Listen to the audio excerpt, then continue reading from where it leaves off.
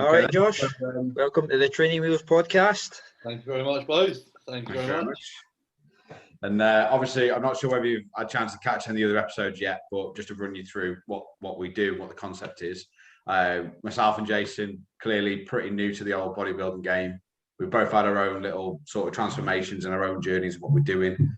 And the one thing that we've seen on like podcasts and things is we don't really see that there's newbies talking to all the guys that have done it before, whether it's an athlete, a coach, you know, the owner of a brand or whatever else is going on in the industry. It's sort of helping not just ourselves, but other people to understand what these different stories of how people became what they became, whether it's been since day one, they've liked it, or whether they've started at 30 years old and have just found the knack for training or, you know, enjoyed the scene. So we asked the same couple of questions.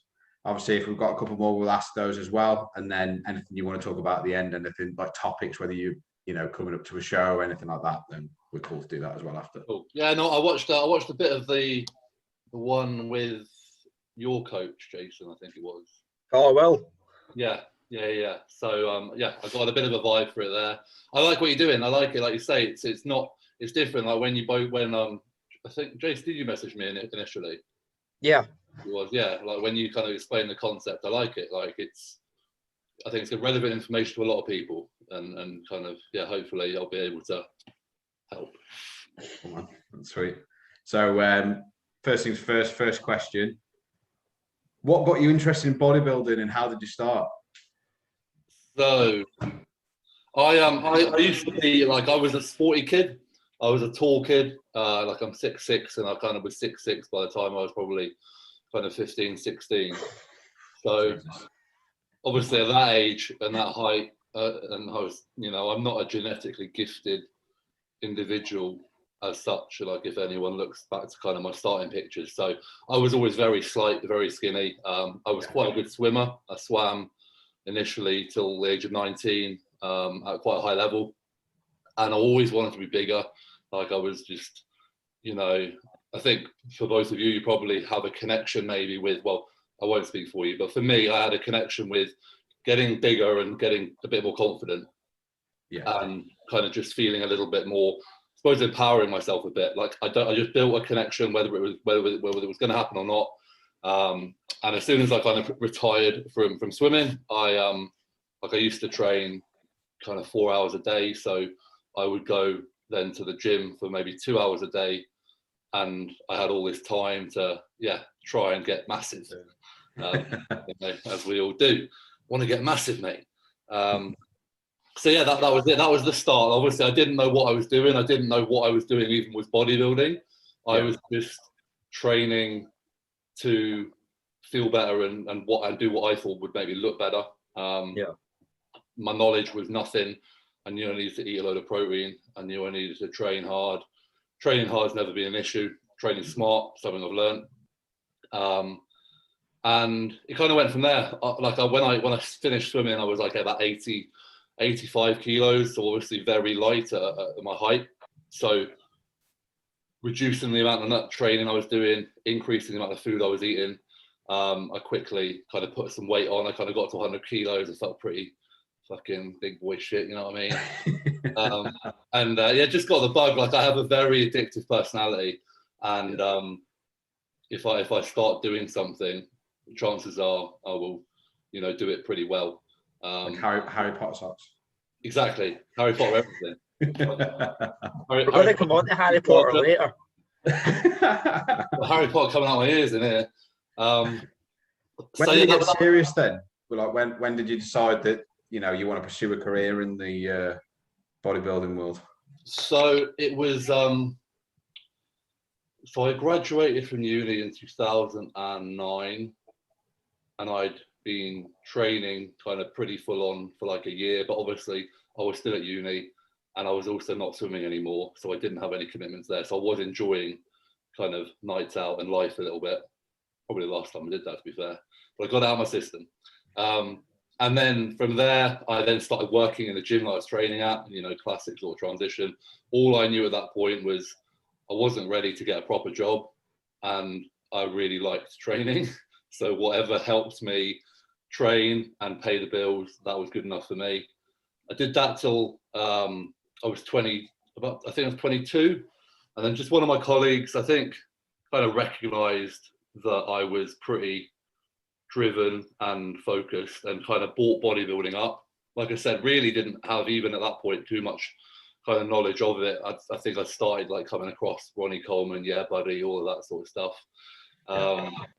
like you do. And then he said, you know, that why not try competition? And I was quite lucky because at that time, in the UK BFF, they had recently introduced a class called the classic class, which isn't your kind of classic physique that we have now. It's right. I suppose it's related to that, but it was done on a height and weight formula. And it was basically like a smaller bodybuilding class, like a more athletic bodybuilding class. Right. Okay. So I was able to at least step on stage and not feel completely overwhelmed by, because I mean, I think, I'm not sure if I could have done a junior. I don't know if juniors were 21 or 23 at the time, but had I done that, the time I competed in classic, you know, you had James Hollinshead, Jordan Peters was competing as a junior. So yeah, there were guys who, like, even now make me look small. Do you know what I mean? And like, let's not put me in that boat back then. I would have just destroyed. You know, I'm there working hard for my confidence. Let's not take that. I mean, we've all seen what James Hollinshead looked like at 18 years old. Yeah, it's like I said about the genetics thing. You know, I think that's when I kind of knew I was battling. So yeah, I did the classic class. Was able to be competitive. I think I came second or third at my first show and did the finals in that year. That was 2010. And then from there, like it was kind of a make or break because I'm fairly introvert and I'm fairly shy. So although swimming is trunks and no body hair, the thought of tan trunks, no body hair posing was quite overwhelming as a concept. So I was like, well, I'll do it because I've worked really hard and I love the challenge of the prep. And if I don't like it, that's that. I've tried it and I know. And ironically and weirdly enough, even though it's the polar opposite to my normal day-to-day personality, I love it and I loved it. And I just had a great time. I felt very, I got a real buzz from it and I knew I wanted to do it again.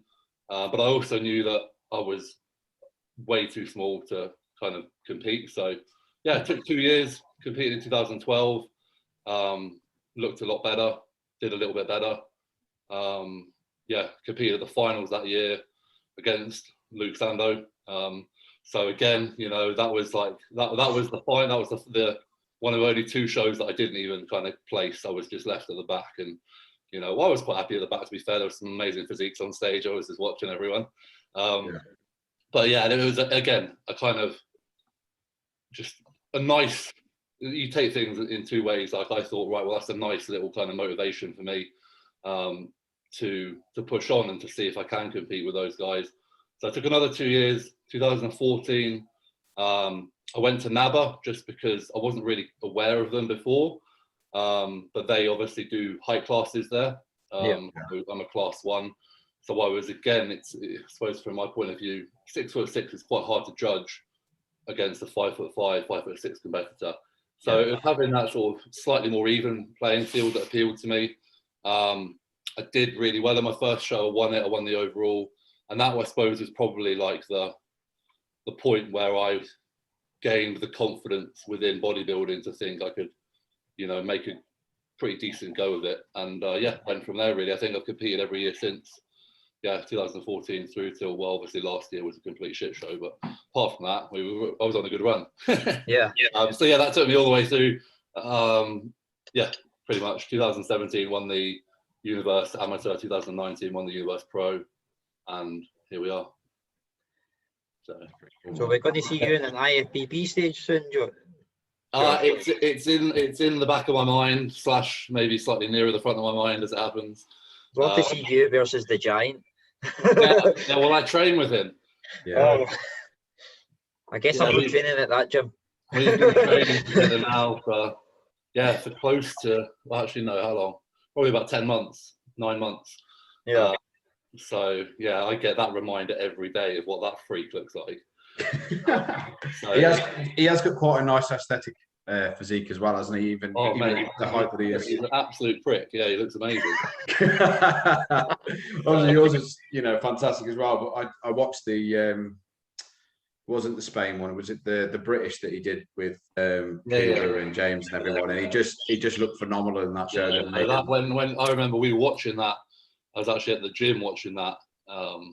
Just when he came out, like it was just like the lighting and everything, and I think just where he came out in the order, everyone just looked tiny, and obviously Jamie's waist to shoulder ratio is insane, and that was a cool show. And I do agree with you. I feel like the taller guys get overlooked in some of these competitions, especially when there's a variant of heights, but then you might have one like yourself or like Jamie, that is much taller than everybody else, and I don't know whether it depends how you look at it. I think like I'm now at the point where I look at it as like I'm very proud to be the kind of tall bodybuilder on stage, and even if it's hard to judge me, the judges look at you, the crowd look at you, you get positive attention, unless you look awful, but you won't. You can say a lot about bodybuilding judges and and judging and all sorts. Like you'll always hear the guys after the show going, "Oh well, my mum said I look great, but judges like just leave it." Like I've never once cared what the judges thought in terms of like being bothered about their overall decision. They decide, they're very good at their jobs, leave it there. But I think Jamie will be, a force to be reckoned with, just because he's so standout, and he's just getting better and better. So, do you think it's actually harder for a taller bodybuilder, because obviously you need to put on a lot more size to look in the way the judges want, as like somebody at 5'5" kind of thing? Yeah, it's a time thing. Like that's all it is. Like you say, we have to put on more size, and more size takes more time. Yeah. So for a 5'5" guy to look pretty complete, he could be 200 pounds. For a 6'6" guy to look pretty complete, he needs to be 300 pounds. 100 pounds of muscle tissue is going to take some time, several more years of consistent effort. And I think that's where at some point generally the taller guys probably fall off. They feel a bit disheartened along the way. So takes longer, like the results. I could put the same amount of muscle on as, like I said, 5'5" guy in a year, but he's going to look loads better for it than me. So it's like, fortunately, like I said, I don't really look at others. I don't really compare, and I'm very stubborn. So it helps massively. And you're fortunate the fact you're sort of in that probably stage in your career now that you have gained the mass and the size that you need, to start.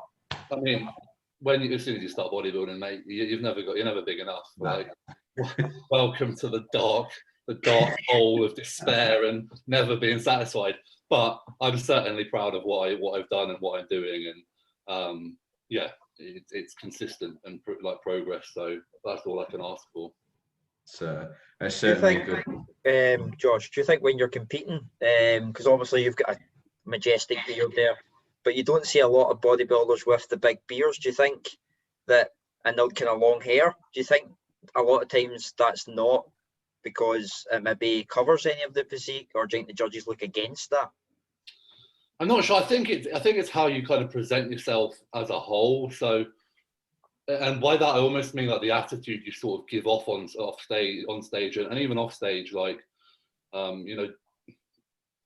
judges will judge what they see, but they will also at some point probably have come across, you as a person or your social media in some way, and probably have formed some form of opinion. So I think like if you come across as an arrogant twat, and then you come off with like a really like over the top image as well, it probably is going to maybe detract and distract from what you're trying to present physically.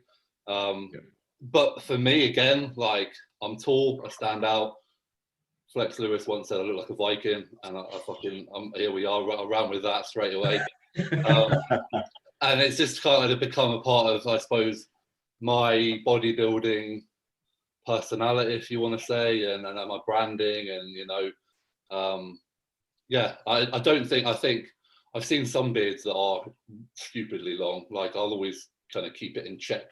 But I think having your own look, and if you're confident with that look, and it's not like, necessarily just for show, like, the guys who just dye their hair some stupid color or something like that.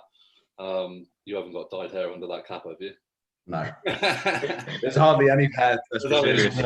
It takes the diet cap might off, not the be hair any comes left. with it.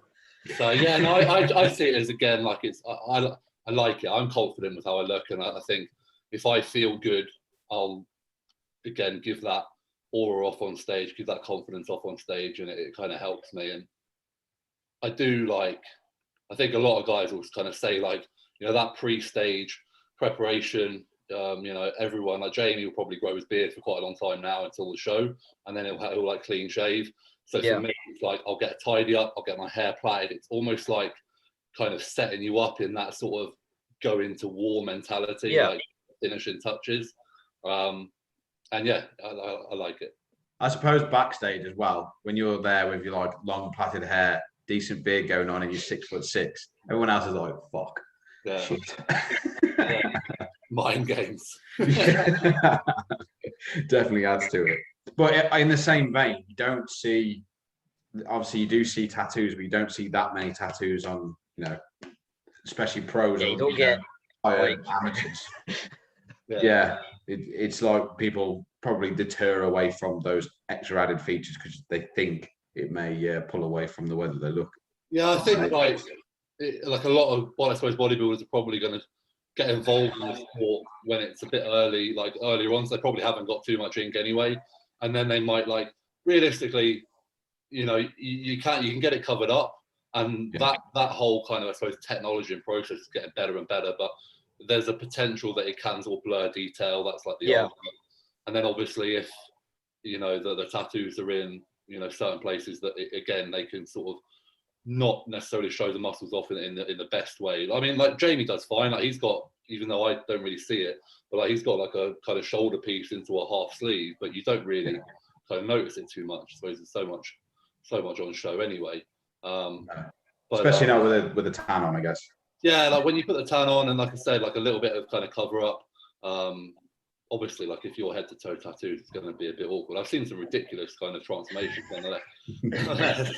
nonetheless. But yeah, just it's something else to kind of consider. Yeah, definitely. I think they should create, like, I know some, like the PCA do like tattoo classes, as in specific class for tattoos. Do you think that's something that could be more widely utilised for people that obviously in the younger years have got tattoos, and it's no that thing that you get them to move, but they still want to compete, kind of thing?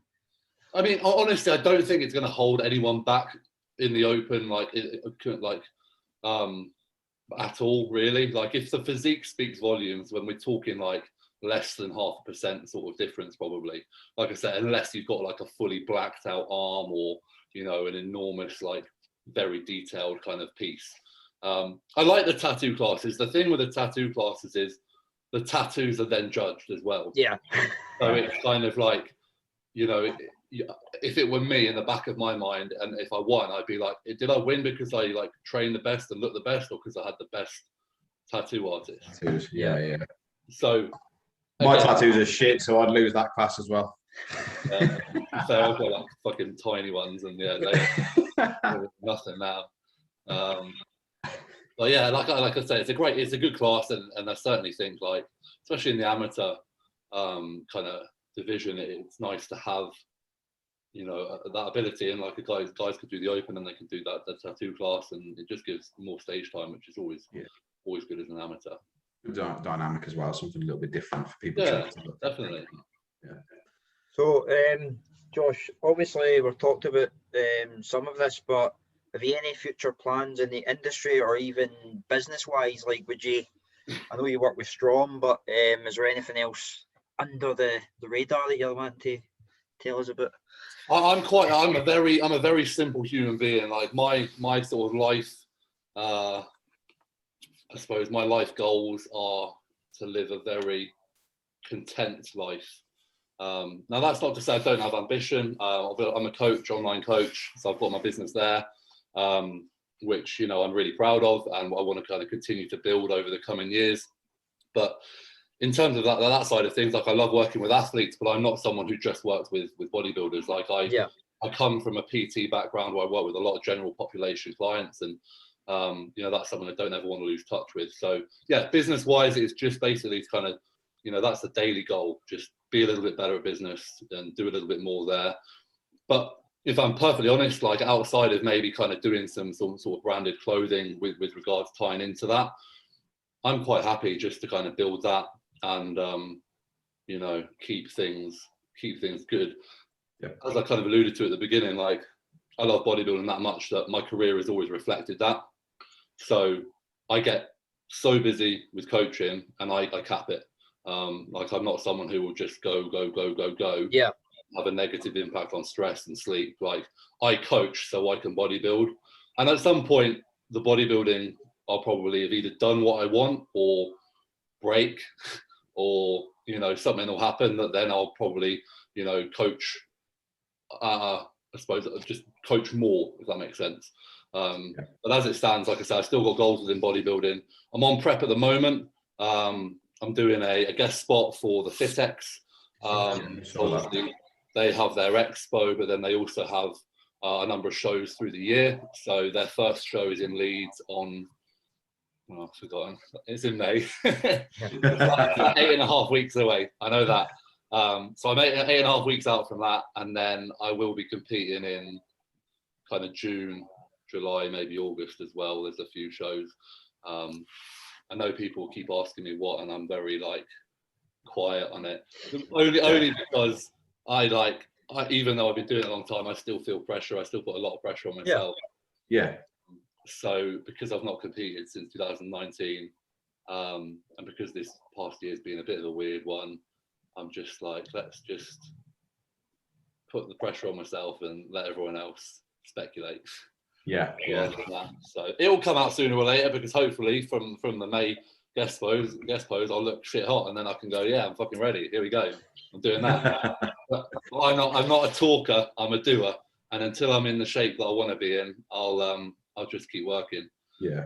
Because otherwise, I mean, some people obviously just don't take the pressure as well as others. You know, if it's better for you to be in your own mind about when you're going to be ready, rather than other people going, well, you're going to be ready for this date, because that's when you're really going to be. Yeah, I think you're right, and just a bit different for me this year as well. So the goalposts have moved a little bit, and just want to see what comes of it. But yeah, no doubt sooner or later I'll be happy with how I look, and then I'll be shouting it from the rooftops. So are we going to see Josh on the prequel Viking series? Because I know there was a wee thing with the original Viking series that you applied or something like that. Then something Like right early on, I think it was season 1 or season 2. They were holding auditions. I think it was in Ireland. Yeah. And I applied, and they gave me the callback date, and it was there. But it was either like on the competition date or on a competition date, or like in peak week or something. And I was like, nah, mate. Like people are always saying, oh, you should do extra work. You look different. You're big. It's unique. Like it's all well and good, but like I said, I'm all for the comfortable life. So unless someone goes out of there, and I'm probably come across as really lazy right now. I'm fine with that. Like I'm very content. I work hard. I love what I do. I do what I love. But unless someone's going to go out of their way, like a producer or someone, and go, oh yeah, we want you, and we're going to pay you this much, and it's going to happen then. I can't. I can't be asked to hunt. Yeah. I'm not. So if they're remaking Harry Potter and they need a Hagrid, you know, they'll. That's one I might hunt down. Young Hagrid, that'd be good. Yeah, you need to practice your Scottish accent. You've just said, oh, so I've got any future business. What we need to do is we need to send a clip of this now to J.K. Rowling and see what happens. Hagrid, the younger years. Maybe they'll make a TV series like they are with all the Star Wars stuff. I'm game, JK, if you're listening. I'm sure you are.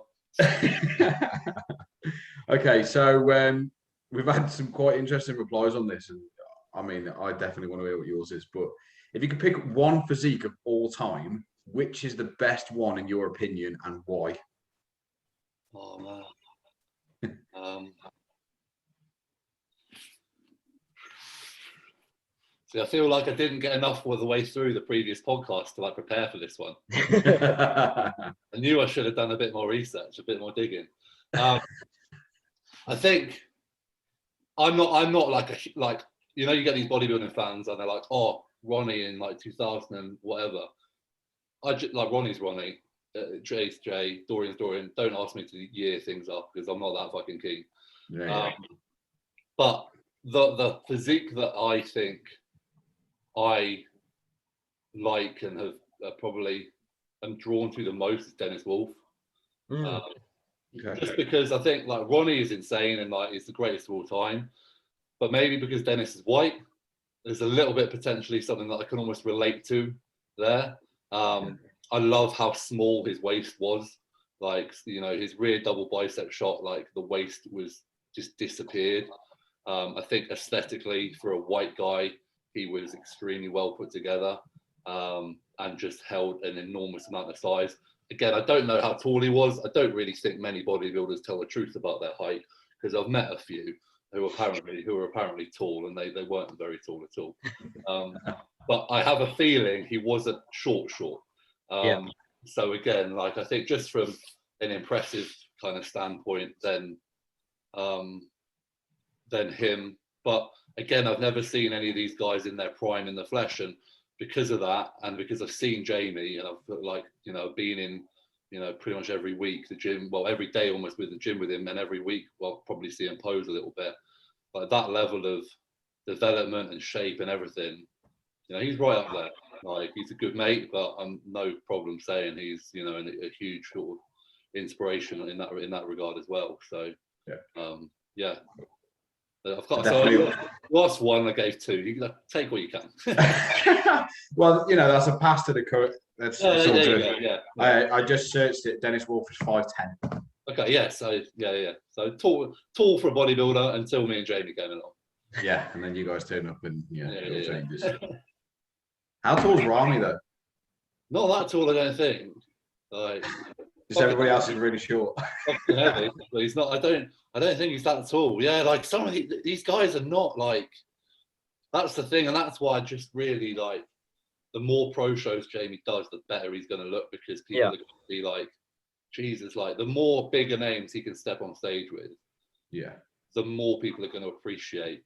You know, at the moment, you know, he stepped on stage with James, but James hasn't stepped on stage recently with sort of any maybe the top 10 guys. So people can't even maybe make that kind of connection. No. Yeah, I don't think Rami's particularly tall. Yeah, I think, put it this way, I think I'm about the same height as Hadi, and Hadi looks like some sort of gremlin. So, like, well, that's it. Then you look at like Hadi, and then you look at Rami, and there's not too much like. There's not all those guys. Phil, like I've met Phil, and like you know, it's kind of nipple height. Do you know what I mean? Like he's not I think like 5'10" is usually the average. Run about that. Honestly, I still think they fucking lie about that. Like I think they want to be 5'10", but a lot of them still aren't. But it doesn't matter when you look fucking incredible. So yeah, no, you got that. You know, I'm not going to be with that guy going, well, I'm taller than you. You don't need to say that. Yeah. You're already there. Yeah, Rami's not big at all. I just sorry, I just converted meters. 5'10", same height as Dennis Wolf. Yeah. No, that surprised me because I thought it was, you know, easily 6 foot, but there aren't many. Like even like I know Cedric Millen's pretty tall, but like I think we're talking maybe 6 foot, 6'1", like still sort of, you know, there's not many pros certainly above 6 foot. So once you get your pro card and you and Jamie stand on the stage, I think everybody Jamie doesn't want me to get my pro card because at the moment he's the tallest IFBB pro. I'll nudge him out of the way. He'll be a nobody then. Who's this guy? But then you've got, if he's both competing a show, it's the Giant versus the Viking. Okay. I'm pleased with that one. That's every single one we've had someone different. Everyone always refers back to like Phil and various other people that people would guess as their favourite, but nobody's even said that. We've not had one person say Ronnie. Yeah, I think everyone's like to know Ronnie. I think Ronnie's almost too obvious. Like, Ronnie's in such a league of his own. Like I said, it's like he's just unrelatable. Do you know what I mean? Like, I almost think he put too much mass on for like the last few years of his. It really. Yeah. It's like you seen that the midsection went, and it's I think this is where you need the guys who are like, oh yeah, Ronnie in 2001 or whatever. Yeah. Like, yeah, I don't do that. yeah, I just like, I have certain pictures in my mind of Ronnie that I've seen and just are almost like ingrained. Like there's a rear shot where his glutes are absolutely diced, and you just like think you're that big and that lean and that shapely. It's just nuts. Like, yeah. But what about you guys? What was your answer to that question? Come on, Jason, you go first. I don't know, because obviously, being that I've been running about the 7.5 to 10 stone mark most of my day, it's trying to comparison. They're all bigger than me. Yeah, but there are so many good physiques. Do you know what I mean? Like, I know I've got clients who would say like Ryan Terry. Do you know what I mean? Yeah, I like Ryan Terry, but I do think he needs to do a proper off season. Yeah, he needs to size up if he's gonna compete properly. But I like Haddy mainly because he's my height, I think. But like Cedric and Phil, I never really liked Phil. No, I'm the A lot of same. years I think he won it from politics rather than anything else. But I think it's personality, unfortunately. Sorry if you're watching, Phil. But yeah, there's a few ones. Obviously, you had. If I go really back, I'd say Frank Zane. Okay. Because that looked like it was a physique that people say, oh, he's a good physique, but he's not. Unattainable. Height Dwayne's physique. Yeah. Like, there's a monster.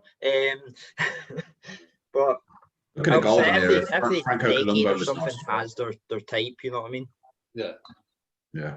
Yeah, no, Franco was good. I'm not like a huge fan of that era generally. Like, I know every bodybuilder is meant to say they love Arnie, but like, they've no legs. I don't know. Yeah, and because legs is kind of my thing. It's like all I've got. Like, yeah. I'm like, I can't get on the same page as the to be fair, I've always liked Arnie as a person, or whatever. But I think Franco Colombo from that era is my sort of go-to. Yeah. Again, probably for me and Jason because of the height. Because we're both only 5'6", so I think Franco wasn't that much smaller than we are, and is decent physique from that era, definitely. But mine's Sean Roden. Okay, oh yeah, okay, excellent choice. Yeah, definitely. I like aesthetic physique. Yeah. I like ones that flow. Obviously, Ronnie is aesthetic, but I like classic physique, like Chris Blunt said, that sort of thing. But in all honesty, Sean Roden is like. I'll never look like that. Lines and his flow and everything. It's like just watching him like walk on stage is aesthetic. Yeah, I can definitely see the that. The side view of Sean Roden is what a man should look like, in my opinion. Like that's it's a shame that he can't compete, but when he can again, I think hopefully he does pretty well. Everybody's campaigning for that. Well, exactly, but look how many people we've got now. It's like it's a wild card, really, isn't it? I don't think there's any surefire winners moving forward. It's exciting. Last year was exciting, and hopefully it will now just kind of get better and better. I want James to take it over for the UK. Josh, what's your opinion on, see, like, so you got Flex Lewis, like we spoke about him earlier, he's having to re-qualify for Open even though he was 212? Should it not just be a progression if you won the Open or the won the 212? And you want I didn't know he had to be fair. Yeah, so he has to re-qualify. I'm surprised. Yeah, I think, especially given that it's not even like it was like a one-off, like every time. Or it should be a career possession. Yeah, progression. Surely that gives you a free pass for life. Yeah. Well, I mean, I'm sure it won't bother him. And to be fair, he's probably been away from the stage long enough now that they probably want maybe a go ahead. I can't wait to see it. I suppose the only downside is it does take away that sort of like shock factor, because it would be cool for him just to turn up to the O and everyone be like, "Fuck, what is that?" I wanted him to compete this year just to wipe the smile off Phil's face and knock him a couple more down, to be honest with you. Because as much as he should have been. Yeah, it's a shame. But everyone was hoping that Phil was going to come back and he was going to be in crazy shape, and he was, he's done this, he's done that, and I don't think he was any better than he's ever been. I just think, yeah. I know he's portrayed as a bad guy, but I do believe he's a bad guy. I mean, I've met him a couple of times. I've passed by him once, and I've met him fairly properly once, and he was a little bit like above everyone. And I'm not really about that sort of vibe. Yeah. So I didn't necessarily warm too much to him.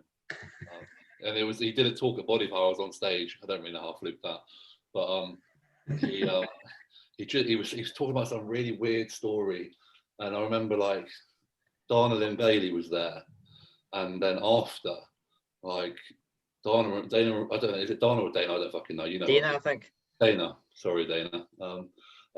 But yeah, Dana and Rob were then her husband were talking after, and I just overheard him, and I was like, "You talking about Phil?" And they were like, "Yeah, what the fuck was he saying?"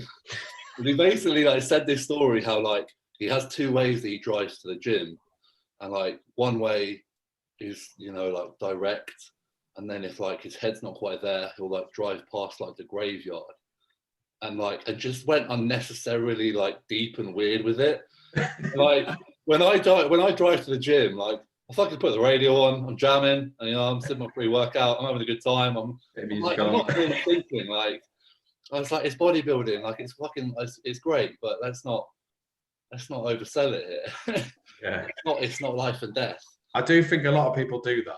I think a lot of people want to make people think they are so 100% in it that, like, you know, anything other than bodybuilding is fucking scum. Yeah, you know, people can't enjoy other things in life because they need to put their full 100% effort in. Like, you know, if you don't train hard, then you're not, you know, what are you? Yeah, but again, it comes down to like what people do in bodybuilding for. Do you know what I mean? Like, you know, fair enough. Yeah, Phil probably has like more to stress about and worry about than me, but still, I was like, that story was weird. I wasn't the only one thinking it, which made me feel better about myself. I remember looking over at him and being like, "Fucking on about." Well, a drunk uncle at the wedding, isn't he? Just rabbiting on. Okay, so what was the next one, Jason? Oh, it's the good one now. This is the one that's got a lot. Your biggest pet peeves in either the industry or the gym. Okay, pet peeves in the industry. I mean, like I said earlier, like I hate talkers. Like if there's no action, then your chat is meaningless. And a lot of people, unfortunately, do a lot of talking before they've either done anything or do anything.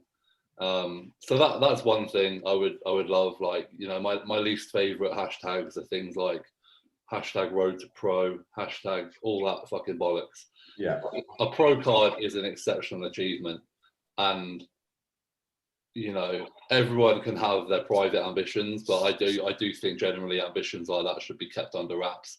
And then when you put in the work and people see the work and you either get the accolade or you get close, then you can go, yeah, I fucking wanted that. And I got it. So yeah, let's talk. Less. I mean, I'm quite fortunate. Like I know, like there's some people who bodybuild because of, you know, it really kind of helps them in terms of like maybe from hardships in kind of previous parts of their life. You know, I'm very lucky. I've got an amazing family. I've had an amazing kind of childhood, etc., etc. Like I've nothing to kind of direct negatively at bodybuilding, but like I do think sometimes people like again go a little bit too deep with it. Yeah. And at the end of the day, it's just eating food and doing training. Like if you do those things well for a long period of time, you could be a really good bodybuilder, irrespective of how kind of, you know, deep you want to go into it. In the gym's a tricky one, right? Because it used to be guys on the phones. It still is. And it kind of still is. But then I do every now and again find myself being that guy, and I hate myself so fucking much. And I could quite happily sit here and be like, no, guys on the phones, and I could just not tell anyone about that. But like, I do know I've done it, and I suppose it is a pet peeve because when I do it, I dislike myself immediately for it. You start thinking, I wonder who's noticed. Yeah. Well, fortunately, me and Jamie train privately. But even then, like just knowing that I'm doing it, I'm like, fucking cunt. Sorry for the language. That's all right. That's definitely one of them. To be fair, I'm normally so like just in my own little world in the gym. I don't really notice kind of too much. I'd like everyone just to be a lot less judgmental and a lot nicer. I think there's, you know, yes, bodybuilding can create kind of egos, but I've met so many incredible people at all levels of bodybuilding. And I suppose because I've come up being you know, nothing really. Like I kind of, you know, I wasn't someone who was genetically gifted or, you know, destined maybe to kind of succeed. So, you know, I've experienced guys who were way above their station being really nice to me as a nobody, and that was an incredible feeling. I've also been in a position of being a nobody and guys who I've looked up to being like real twats and being like, just like, even if it's just like I said, just not being overly open or whatever it may be, you know, it doesn't take much to kind of, you know, say hi or you know, answer a question or something like that. So I think things like that. And granted, I know people are busy. I'm talking more about on a personal level. I like, you know, because people will probably go, fucking hell, Josh, I've messaged you on Instagram and you're not messaging back. I'll be like, whoa. I'm putting a caveat. I can't go back to everyone. Well, I do try. But yeah, I think that personalities just generally. But yeah, I mean, I'm someone who always tries to see the positives and, you know, the good in situations and people, and bodybuilding's given me, you know, basically my whole life and career and passion and drive. So I'm not going to knock it too hard. I think there's quite a few bodybuilders that are quite a similar mindset to yourself, Josh, and like me and Tom, where like I've even had it where I've posted and you tag a bodybuilder and you think, nah, he's not going to reply. But I've had like guys just and they'll literally say like thanks and stuff like that for sharing the post. And it's like you can tell the people that are not above the, as in they treat people like they want to be treated rather than I'm a pro, I can treat you like this. They just like, I'll treat you like you treat me. So it's like, I think that's like, it's like we all start, like I started, like how long have you guys been kind of starting training and bodybuilding, would you say now? 2 years. Yeah, do you know what I mean? Like, properly about 2 years. Yeah, so like I've been there, like you know, and I know kind of what it's like. I know how, you know, the kind of real drive to succeed, but like also the sort of apprehension and the sort of like nervousness about, you know, just approaching. It's a weird industry. Like there's a lot of, you know, potential intimidation that can be viewed, and just having that ability to realize that, you know, the guys you look up to or other people in it are nice. I've spoken to some guys who I look at them and I think, you look like you're about to rip someone's head off, like, you know, your tattoos, no fucking, like, go to some of the NABBA shows up north, like, I'm pretty sure, like, half the crowd, like, they might be serial killers, and they are, like, the nicest people I've ever met. Like, there's nothing better than the NABBA crowd. Like, I just fucking love it. Like, they're passionate, they're true bodybuilding fans, and, like, they all, like, are there because they fucking love bodybuilding, and then you're like, wow, it's just such a niche, incredible thing. It's almost like a working class mentality. Yeah. You know what I mean? But everybody's on the same boat. You've got to do the same thing. Yeah, it doesn't matter. Like everyone can bodybuild it to some level. Like that's why it's a great sport. You know, of course it can be an expensive hobby, but you know, you can eat pretty well, and you can get a decent gym membership, and that, if you know, you can still do a lot, and you know, then you could be able to relate to everyone within bodybuilding, not just off of that foundation, and then where you go from there is completely up to you. Yeah, like on the sort of the same sort of vein, I remember when I first started my Instagram, because I realised that majority of people that train and go to the gym have an Instagram, and it's kind of the way that you portray what you're doing if you're not doing shows and just showing people what you're doing. And I remember, because I was quite overweight when I started. I mean, I've lost about 100 pounds between then and now. I think that's cool transformation, mate. It's fucking epic. Yeah, but it was like my first couple of posts, it was like, I don't know. People might see this that know me, and it's a bit embarrassing to put that on there. And you know, I've got pictures where I've literally got tits. I've got pictures where my love hand, I look like I've got a beach ball around my waist, and I was like, I'm just going to put it out there. But then I'd archive it because I'm worried because people might see it, and I'm like, someone's commented at work or something.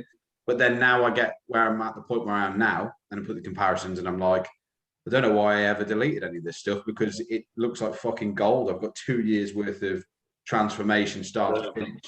But like we were saying, the feedback from the community, whether it's, you know, from guys around your level, you know, guys that just started, I get messages quite a lot from people saying, oh, you've done a really good job, that's fantastic, or you know, what you do this and how do you do it. And it's nice to know that 95% of the industry are all pretty much, well, 90% are all pretty much on the same playing field. I mean, me and Jason started a podcast 3 or 4 weeks ago, decided one night, fuck it. Let's just message everyone that we look up to, everyone that we're interested in talking to. Let's see what happens. And, you know, we've had yourself, we've had fucking Rickett Strom's coming on. Christian was on yesterday, which was, not yesterday, the other day, and that was fucking good.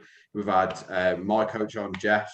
We've had, obviously, you know, Jeff. We've had Jason's coach on. We've got, we haven't announced it yet, but Dean St. Martin's coming on, and various other people that we spoke to, Kuba and all these people that we're interested in that have all gone, yeah, I can spare some time for you.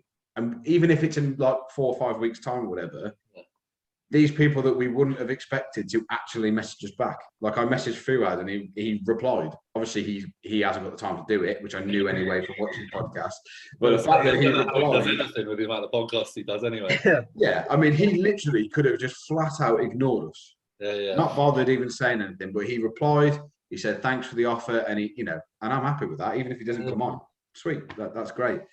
But I don't think there's many industries where people do that. Yeah, well, that's it. I mean, can you imagine like messaging like, I don't know, Ronaldo or something? Being like, oh mate, do you want to come on my, like, I've just started running. Can you come on a podcast? Like, probably not going to happen. You're right. I'm playing a 5-a-side team on a Sunday, Ronaldo. Do you mind coming on my podcast and letting everybody know what's going on? Yeah, just talk to us about, you know, pre-kick. I don't even know about football, so I'm not going to try and carry it. No, you're right. Like, bodybuilding is, from the outside looking in, very strange, but from the inside, it's still very strange, but it's very friendly as well. Yeah, it's quite funny that Tom was talking about how like people from work seeing us. I've literally blocked almost my whole family on this Instagram because I'm still like, my dad will be like, "You posing in your knickers for?" I think the Scottish accent there as well. Like that's. I could just see like a hard Scottish family being like, now I think, like, you know, as you go through it, there'll be friends from, like, I suppose your past life, so to speak, who will carry on, and, like, you know, they'll be with you and they'll support you and they'll not understand what the hell you're doing. Like, my dad hasn't got a clue. Do you know what I mean? Like, he's watched a few shows, and, like, and so to my mum, to be fair. They'll turn up, they'll ask me roughly when I'm going to be on. They will not watch the show until, like, I'm kind of roughly on, and then they'll enter and they'll watch and they'll cheer, not knowing what's going on, and then they'll do. You know what I mean? It's a bit like a school music concert. They want to see you, then leave. Like, they have no interest in seeing other men or women in not next to nothing posing. And same with friends. Like, I've got friends from uni who I'm still in touch with, but at the same time, you know, a huge number of, you know, friends and acquaintances have just fallen by the wayside because, you know, I live a completely different life, and, you know, sometimes I might meet one of them or you know, just happen to kind of pass, and I'll realize, like, yeah, things are very, very different in my world, and that's okay. You know, it's like, yeah, it's just the way it goes. But I think having people who understand and who you can talk to and relate to is just really important as well. Yeah, I think people find it weird as well that, like, you know, like, we don't drink alcohol, don't smoke flag, don't do recreational drugs. You know, as much as in some instances I miss, you know, like you said about going to uni and going out and, you know, enjoying time, I miss that as well. But it's like, I'd rather not do it to get to my goals faster than, you know, have 3 months of the off season where I'm like, oh, I'm just going to go wild and have everything, and then just, you know, gain 20-30 pounds of fat because I've decided to do that. And you'll get to my level, and you won't even, like, realise that not drinking is weird. Like, I'm so desensitized to, like, normal life now. Yeah, like, especially, like, my circle's very close, and, you know, like, it's Janie who is, like, on my level, if not, like, even more into it. You know, my girlfriend's involved in the sport, and I suppose, like, the people a lot of my clients who I speak to on a regular basis are either aspiring or competing or just very, very, you know, on it. So yeah, like, my direct kind of people I connect with, it's like, I forget what real life's about. But it's quite funny. I'm like the opposite to any Scottish person you'll know, because I'm Scottish Glaswegian, and I literally maybe used to drink on, like, my birthday and my brother's birthday, and then that was, like, it for the year. Made for bodybuilding. Okay, so this is a new question that we thought of yesterday when Christian was on. Who are the top 3 Instagram accounts that you open your phone and you go, you see their story and you're like, I'm going to watch that today. You're interested in seeing it. Doesn't have to be famous, doesn't have to be a pro, doesn't have to, but who are the top 3? You're like, oh yeah, what are they doing today? So I had a physio appointment before this, and I said this to him, like, because we were talking. And again, I feel like I'm like fucking just blowing smoke up Jamie's arse, which breaks me, because if he does see this, he'll be like, smug bastard. Going to tag him. Yeah, well, yeah, I'm pretty sure he knows that I'm. That's the advert now. Don't worry about it. He knows I'm a fan. He knows I'm a fan. But yeah, like, even though I speak to Jamie every day, I'll still spend time watching his story. I just find him entertaining and engaging. Like, and like, you know, he's a coach, he's a bodybuilder, and he speaks very well on both those topics. And I think for me as well, like, I'm constantly trying to be a little bit better at like talking to the camera. So I like listening to him and being like, okay, so, you know, trying to absorb some of that sort of, I suppose, confidence and things like that behind it. So definitely Jamie, top 3. Whenever Rick does like a Q&A from Strom, I always enjoy like Rick's sense of humor, and I hope you kind of get to experience it on the podcast, is very dry and very dark and very, like, if you're into that, it's brilliant. And like, if you're not, you probably get really offended. I think you guys will be fine. You seem like good. I loved the video of the training where Rick, after like 2 exercises, was just like, why are you filming me? I'm dead. I won't lie, like, me and Christian, I don't know if Christian spoke about it at all, but like, we did not expect him to do as well as he did. Yeah, he said that. We thought he would drop off before, and yeah, he did well there. So there's definitely 2 there. Girlfriend doesn't really count, because that's just because I'm perving. Is it perving if it's your girlfriend? I don't know. She says I pervert too much, so I think it's possible. So who would be? I always enjoy James Hollingshead. Like, I find him, you know, he's very real, and I think because I've like known James for a long time, you know, certainly not like, we're not close mates, but like, you know, I've been, I don't know exactly, I think, did he start 2008 maybe? Like, so 2010 was when I started, like, you know, I've seen what he's gone through, and I remember whatever year it was when, like, I think when he won the juniors and people were saying, oh, he's going to turn pro next year, and then it took him like another 6 years, you know what I mean? Like, so yeah, I definitely enjoy kind of that. I'm sure I'm forgetting people. I don't follow too many people, to be fair. I don't even follow that many sort of high profile bodybuilders. I tend to follow a lot of people that I might have met and like actually kind of know that I like. I kind of done that where I cut my followers down, as in who I followed, to people that I literally interacted with, and who I find actually give me some substance. Like, I'll probably get slated if I said it in the previous one. I don't even follow Arnold, because it's like, probably the only person I follow who's actually like proper high profile is like The Rock, and that's just because I think literally the whole world. Everybody does. It's the cheap meals, though, isn't it? I'm pretty sure, like, it's part of like the human contract to follow The Rock. He seems. I'd love to work out with him. He seems absolutely hilarious. Actually, like, not even fake. That's the thing with him. It's like, I don't understand how you can be like so fucking humble and down to earth. Like, how can you be at that level of fame, and obviously, you know, money is an issue, attention is an issue, and like just still come across as like a really good guy? Like, I think that's the world's biggest achievement. Still writes his own Instagram post as well, because I mean, it's pretty obvious that he's done it. It's not like a professional that's done it. When you see his videos and like talking to the camera, like, either he's an amazing actor, which I don't think he is. Like, I think he's a good actor, of course he is, it's part of his job, but like, I don't think he's that good that he can convince me that he is genuinely like a genuine humble. I think it's maybe a family thing. It's maybe like, because he's that generational, and it's just they've seen what some of them can do, and they're like, grown up around seeing people do it. So yeah, I suppose I enjoy him, but I'm trying to think, there must be others. But anyway, you asked for 3. There's definitely 3 there. 3 good ones. No, they were good. Take those ones. I just had one more that I want to ask, and that's, what's the number 1 achievement so far in the career?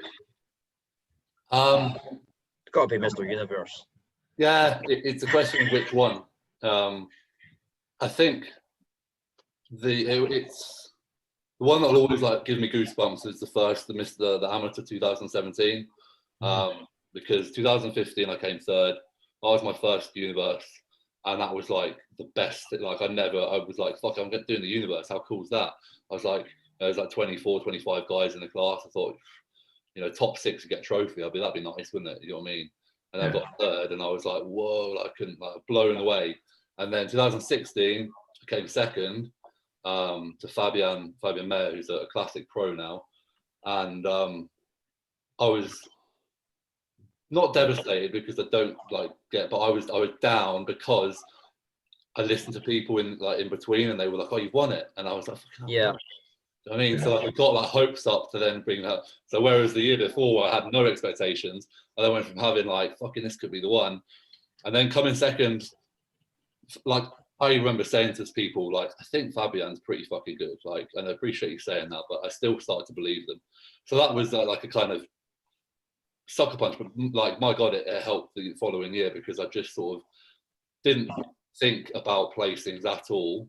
I shut off completely from that side of things, didn't listen to anyone, and just cracked on. And therefore then when the 2017 win came, it was because I'd given no time to think about it. It was a big, like, whoosh. Like, it's the only time I've like cried in bodybuilding, for bodybuilding. So like, and that will always stick with me, kind of being backstage, being like blubbering mess. I remember James Llewellyn came up and he was like, he won it the year before, and he was like, feels good, doesn't it? And I was like, yeah, it's Do you think it's actually better not to win and get that kind of, like, that you're not first off winning it? So like getting that third and like saying like you're that close. I mean, for me, I think like it's just good to experience all of it. Like bodybuilding is a life lesson in every way. Like if you're constantly winning, you can't constantly win. At some point, you're going to lose. Yeah. The longer it takes for that to happen, the worse it's going to feel. Yeah.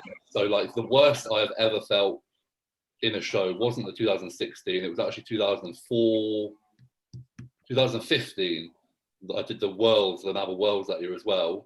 After winning the NABA British, which was about a week before, I went to the Worlds and didn't even place because I just didn't look good. Like I was very washed out, and I just didn't kind of take that last week very well. And I just remember sitting backstage thinking, like, I've beaten, like, some of the British guys beat me, and I beat them last week. Like, what the hell? Like, this is. And I don't know if it's still on my phone, but it was on my phone for a long time, and it was like the date. And it said NABA Worlds 2015. Remember this feeling, just to kind of, if I needed to just get a bit of a fucking fire up my ass. Not to let the ball slip. Not that I did, but it still felt shit. So I think I don't regret anything, and I think there's lessons to be learned all the way. But certainly having that closer, getting it was really, really satisfying. Yeah, so, and I've got a full set of trophies, so that's pretty cool. And a few swords, I bet. I've got no fucking swords. I keep like, no bloody shows I've done a sword, to the point where I'm tempted just to like go sword hunting. Find a show that has a sword. And just I'm doing your show. Is it the PCA that gives swords out? Which I don't know which it is. No, Two Bros do like a dagger for like overall regionals, and a sword for, I think it's like the overall British or something like that. But no disrespect to them, it's not like a proper sword. Like, especially with me, I think it would look like a fencing kind of thing. Well, I think the UK natural one, the Keefe, I don't know if you know about Keefe, the natural bodybuilder. He won. I think that was a proper sword, or it's just some of those short looks a bit. Honestly, like some of the shows like that do like swords and axes and stuff, they're some of like the smaller, more independent shows, and it's just like the promoters just like know cool shit, and they're like we're doing cool shit. So yeah, I need to get involved there. But anyone who makes a sword and just wants to send me one, feel free. I will put it all over my Instagram. I just walk around. I go Sainsbury's with it. Just have it on your back. Yeah. To protect you from COVID. Exactly. Flash that virus out. Do you know what I mean? Fuck's sake. Okay, Jason, have you got any more questions? I got one more, but I'll let you. I've got one, and it isn't actually bodybuilding related, but it's in your wheelhouse, Josh. Okay. I recently rewatched all the Harry Potters. Okay. See the first two? The CGI doesn't really age very well. Oh no, the first two are brilliant. That's special. Like, again, I'm such a fan that like now, like the worse the films are, like I would appreciate them more because Yeah. like, and you know, fucking the actors could not act when they were kids. Like some of it is just amazing. Mine is terrible. Sorry, another one. See, do you rate the Michael Gambon Dumbledore or the original Dumbledore better? Gambon. I But don't know. probably because like he was in them more. I think he's a Yeah. better actor. I think he brought more darkness to it. Yeah. But I think if you like close your eyes off the books and probably imagine what the Dumbledore would look like, it's probably the original. Yeah. But yeah, Gambon. Say the looks of the original, and then have How he Gambon acts and how he acting. portrays it. Yeah, that would be the one. Yeah, definitely. But yeah, no, mate, I could talk about Harry Potter all day long. It's coming to that point probably where I'll start watching them again. Like I kind of go through. I probably watch them like maybe 6-7 times a year. It's been a month or two probably since I watched them. So I'll probably after this crack them out. Sit with the Harry Potter socks on, watching it. The last question I've got for you: who is the number one person you've met through bodybuilding? Like who will you remember forever? There really is like sort of too many. I suppose I'm sort of fortunate to say that. Like, there's no one who kind of sticks out. Obviously, like my girlfriend's probably watching this and be like, "Fuck, we met through bodybuilding." Technically, we met through Instagram, so I'm putting that out there, babe. But like I said, like I've made some brilliant friends. The first person, the person who got me into bodybuilding and who kind of taught me to train, a guy called Rich Ellis, who I'm still friends with, and like that he was without him, like it's like he's the water that planted the seed. That I wouldn't have done what I did. I wouldn't have like learned to train kind of well and hard and all of that. So Rich, who like I said, still in touch with gratefully. Max O'Connor, Rich Gozdecki, two guys who I met obviously through sort of NABA and competing there and competed with, and they're just brilliant guys. Jamie, obviously, there really are. There'll be people. Well, there'll probably people watch and go, well, what about me? What about me? And like, yes, you as well, because everyone, like, it's like I said, I've been kind of through the ranks and through different shows, different federations. I love getting around to different shows and different federations and watching them. And I've met, like the number of clients like who I've met at shows before working with them, and then got talking, and and then they stayed with me for multiple years, and built incredible relationships and incredible physiques with. Is there's a lot. Like I said, like bodybuilding is very much my life and my passion, and long may it be that way. Yeah, you sort of love all aspects of it, which is like genuinely, that's the hardest question you've answered. If you're going to force me to pick one, I could just simply have to bail on that. Okay, well, let me flip it a little bit then. Who was the first person you met and you were like, "Fucking hell, I've just met XYZ"? Sean Tavernier. I don't know if you know Sean Tavernier, So he was, I think he got Rookie of the Year in the Olympia when the first year he did it as a 2:02, it might have been at that time. But in my first ever show, UKBFF Leicester qualifier, he was just kind of wandering around backstage. I was doing a bit of posing for my coach at the time, and he just wandered by. And bearing in mind, I'm 6'6", I think I was like 108 kilos, and like stringy classic. He stopped. He was like, "Fucking hell, man! Your condition's really good. Your legs are really good." And that, like, I was like, "Motherfucker!" You're like, "I'm gonna fucking win." I was like, I just, like I said earlier, like he's one of those people who, like, I distinctly remember how he went out of his way, and I felt at that point, my first ever show, and someone saying something nice to me of such a level, and it was completely unwarranted, completely unnecessary, but like it put me on a massive high. Plus the fact that like the guys are actually ball of muscle. And I suppose the other person, probably, if we're talking like that sort of topic, would be Flex Lewis, who I was fortunate to be sponsored by BSM with at a similar time, and we did a couple of body powers together. Obviously, Flex being so popular was like mainly doing fan stuff, but I remember having like 5-10 minutes back, having a meal literally in the back of the booth, and he was there, and that's when he mentioned the Viking thing. He's like, "Oh, you should do something about, you look like a Viking, you should do something with that." And I just remember thinking, A, this is really cool that we're even talking, and B, it's a fantastic business idea. I'm doing it. and then you were bored. Yeah, and that's it. And there we go. Hashtag Viking all over the fucking shop. It's all the emojis and stuff as well, man. Every time I see anything you go on and you've commented, or even when you messages, even private DMs, no one's ever going to see. It's good, sort of. Yeah, I'm trying to like patent pending that sword emoji.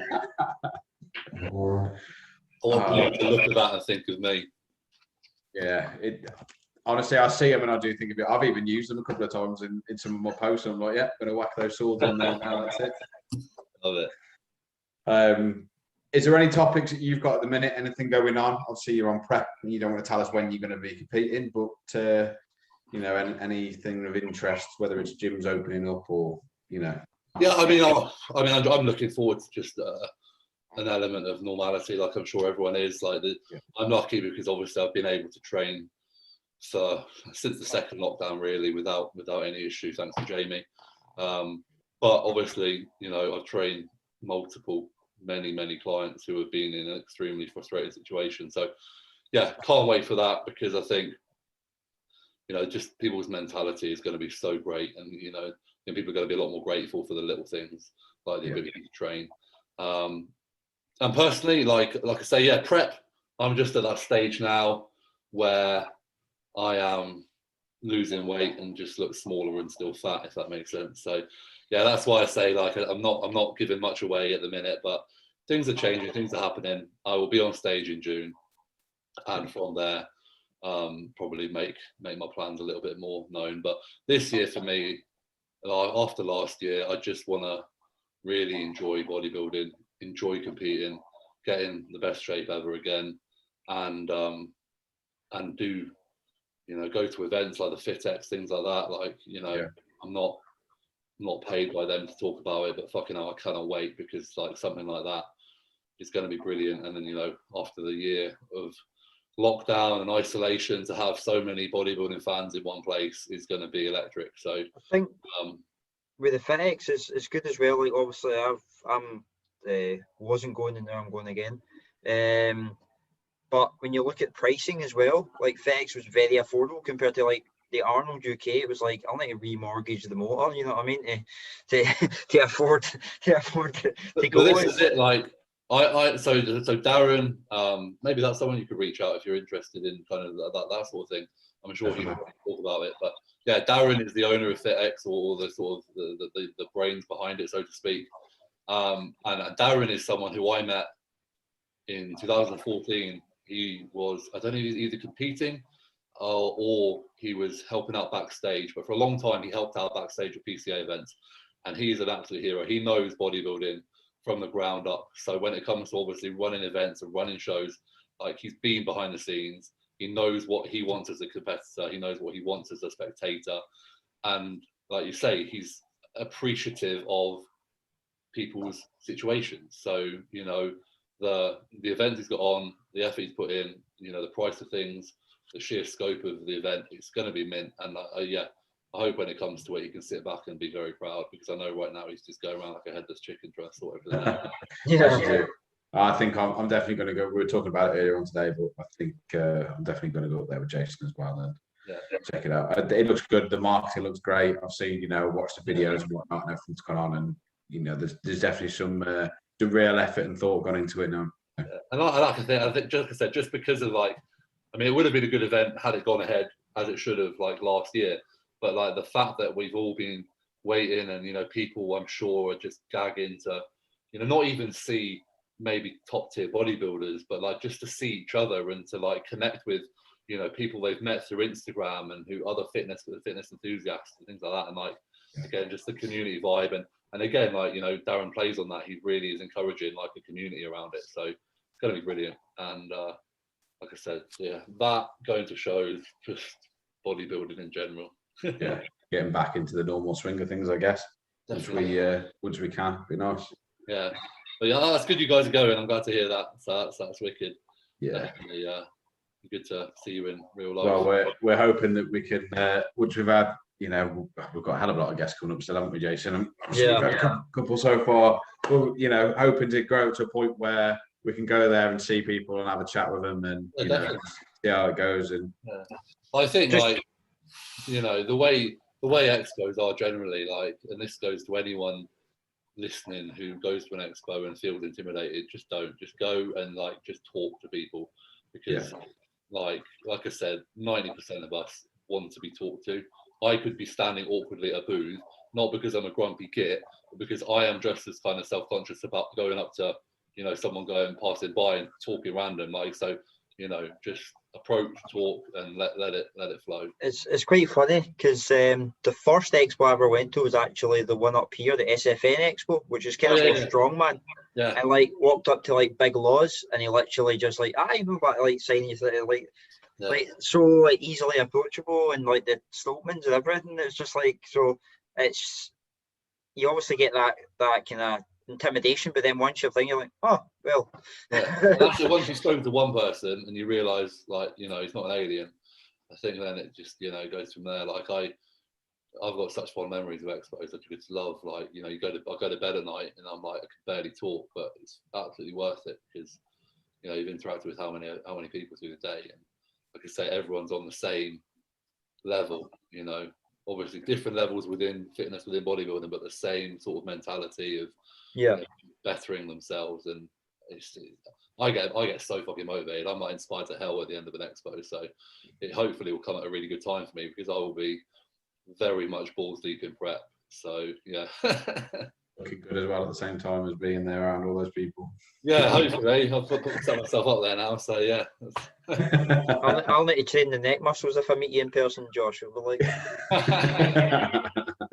Well, if I'm on prep, I might try and carry like a stool around with me, so I don't. Yeah, might not be interested in standing around for that amount of time. We were saying that because Christian was saying when he's competing later in the year, and he was saying that he's on the strong stand the day before. we were like, no way. Like, yeah, that is. He won't want to do that by the time he gets there.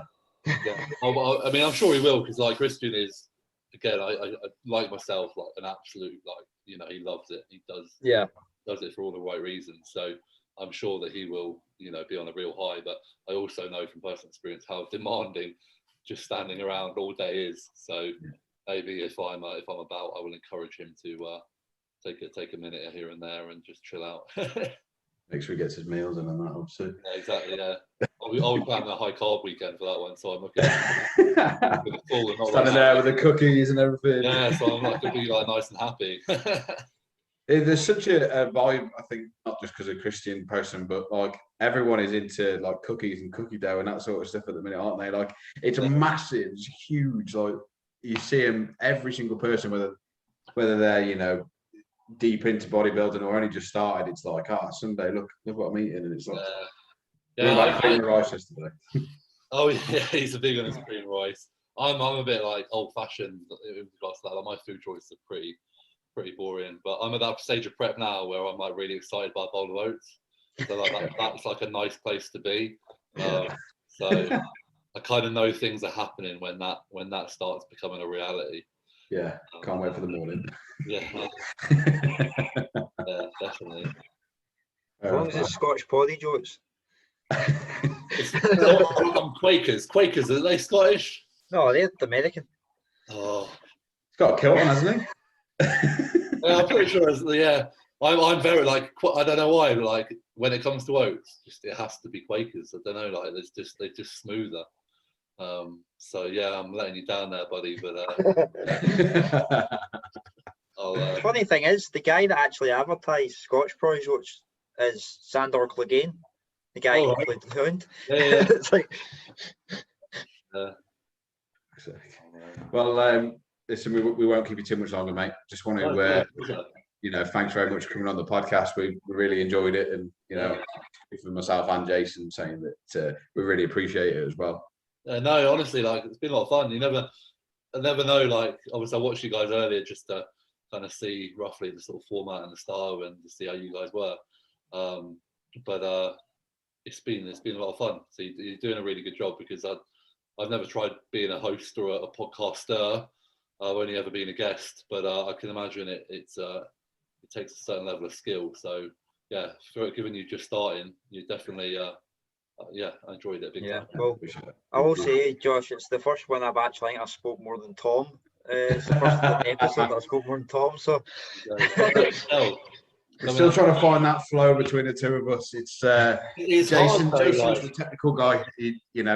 Just before you came on, I'm trying to put a post on Instagram and I can't do it. She's had to do it for me so I can update the caption, because I'm not very good at that stuff. And I am so bad with technology. Like Zoom, if anything, like the whole lockdowns. When people are like, "Oh, what are you grateful for in lockdown?"